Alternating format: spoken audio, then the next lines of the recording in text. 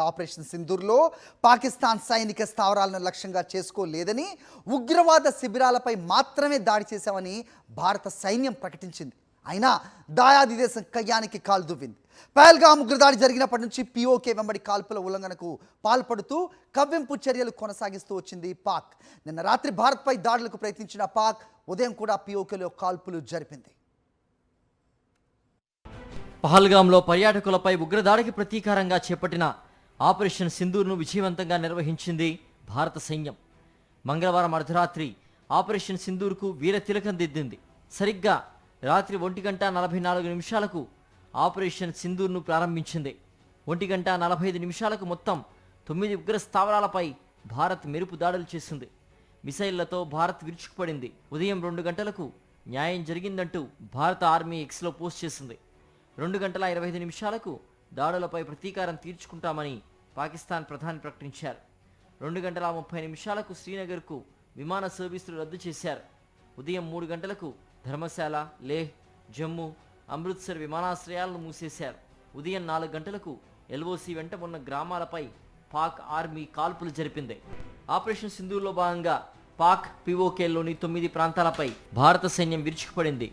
ఉగ్ర సంస్థల ప్రధాన స్థావరాలతో పాటుగా శిక్షణా శిబిరాలను సమూలంగా తుడిచిపెట్టింది. 100 మందికి పైగా ఉగ్రవాదుల్ని మట్టిపెట్టి ఆపరేషన్ సింధూర్ను దిగ్విజయంగా పూర్తి చేసింది. జై హింద్ అంటూ పహల్గామ్ మృతులకు ఘనంగా నివాళులర్పించింది. పహల్గామ్ మృతులకు న్యాయం చేసేందుకే ఈ ఆపరేషన్ స్పష్టం చేశారు కల్నల్ సోఫియా ఖురేషీ. సామాన్య పౌరులకు ఎలాంటి హాని కలగకుండా ఉగ్ర స్థావరాలను ధ్వంసం చేసినట్టు తెలిపారు.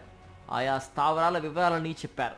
India has demonstrated considerable restraint in its response.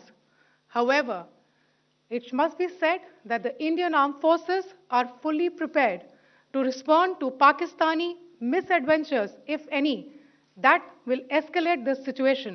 సీమాంతర ఉగ్రవాదాన్ని అంతం చేయడమే ఆపరేషన్ సింధూర్ లక్ష్యమని భారత్ స్పష్టం చేసిన పాక్ ఆగ్రహంతో రగిలిపోతోంది. భారత్ను గట్టిగా దెబ్బ కొట్టాలని నిర్ణయించింది. పాక్ ప్రధానమంత్రి షెహ్వాజ్ షరీఫ్ నేతృత్వంలో బుధవారం జరిగిన పాకిస్తాన్ నేషనల్ సెక్యూరిటీ కౌన్సిల్ సమావేశంలో ఈ మేరకు తీర్మానించింది. మరోవైపు ఆ దేశ రక్షణ మంత్రి ఖవాజా ఆసిఫ్ తొలుత గట్టి ప్రతీకార చర్యలుంటాయని భీరాలు పలికి మళ్లీ మాట మార్చారు. భారత్తో పూర్తిస్థాయి యుద్ధాన్ని తాము కోరుకోవడం లేదన్నారు. భారత్తో ఉద్రిక్తతలు తగ్గించుకోవడానికి చర్చలకు సిద్ధమని కూడా చెప్పారు పాక్ రక్షణ మంత్రి. ఇలా తొలుత బీరాలు పలికి తర్వాత బేరాలకు దిగిన పాక్ మరుసటి రోజు సహజంగానే బుసలు కొట్టింది. గురువారం సభ్యుడు కూడా ఉదయించక ముందే పీఓకే వెంబడి మరోసారి కాల్పులకు తెగబడింది. ఇక గురువారం చీకటి పడిన తర్వాత పాక్ మళ్లీ విషం చిమ్మింది. రాత్రి 7:30 గంటల తర్వాత జమ్మూ ఎయిర్పోర్ట్ను లక్ష్యంగా చేసుకుని పాక్ దాడులకు తెగబడడంతో దాయాది యుద్ధమే కావాలని కోరుకుంటున్నట్లు స్పష్టమైంది. జమ్మూ కాశ్మీర్తో పాటుగా జైసల్మేర్, పఠాన్కోట్లను లక్ష్యంగా దుస్సాహసం చేసింది పాకిస్తాన్. దీంతో భారత్ ఆపరేషన్ సింధూర్ 2.0ను ప్రారంభించింది. తొలుత దాయాది సైన్యం దాడులను సహనంతో డిఫెన్స్ మోడ్లో ఎదుర్కొన్న భారత్ తర్వాత అటాక్ మోడ్లోకి వెళ్ళింది. యుద్ధం కాక్షిస్తున్న పాకిస్తాన్కు ఆపరేషన్ సింధూర్ 2.0తో బుద్ధి చెబుతున్నాయి భారత సైనిక బలగాలు. తమ సైనిక పాటవాన్ని, ఆయుధ సంపత్తి దెబ్బను పాకిస్తాన్కు రుచి చూపిస్తూ దాయాది తోక ముడిచేలా చేసింది. భారత్ అడ్వాన్స్ టెక్నాలజీతో ప్రయోగించిన డ్రోన్లు, మిసైల్స్ దాడులు పాకిస్తాన్ను చావుదెబ్బ కొట్టాయి. ఆపరేషన్ సింధూర్ 2.0తో గురువారం రాత్రి పాకిస్తాన్కు కాలరాత్రిగా మార్చేశాయి భారత త్రివిధ దళాలు.